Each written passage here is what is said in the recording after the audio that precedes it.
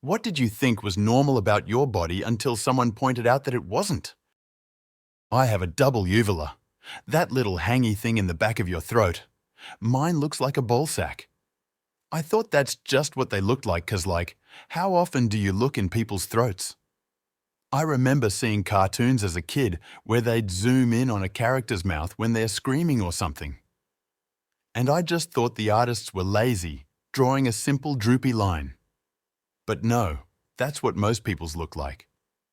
When I was in my 20s, I went to the doctor for something unrelated and she checked my throat and just said, "Huh, you have a double uvula. Neat." I went home and told my roommates and they all had to look in my mouth. I thought they would think the doctor was the weirdo, but they were all shocked. I'll never forget one saying, "You've got balls in your throat."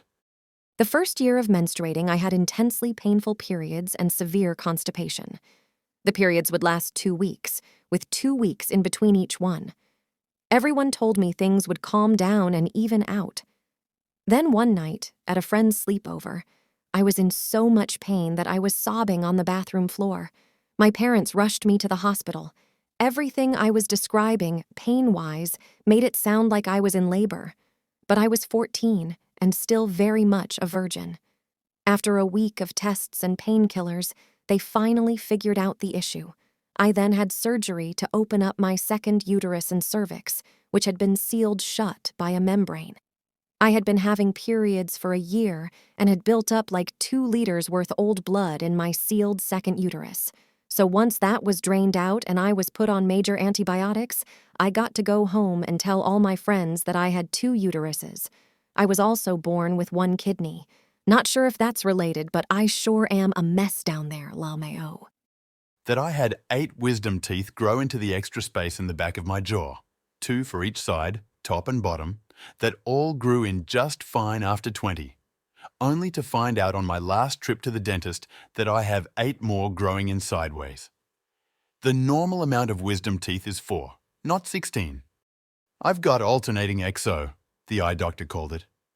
I can choose which eye I can see out of and can switch as I please. Whichever eye is not picked turns off, and I don't see out of it since I chose the other eye. Since I've been able to do it all my life, both of my eyes can operate alone, so if I lose one, it won't be as bad adjusting.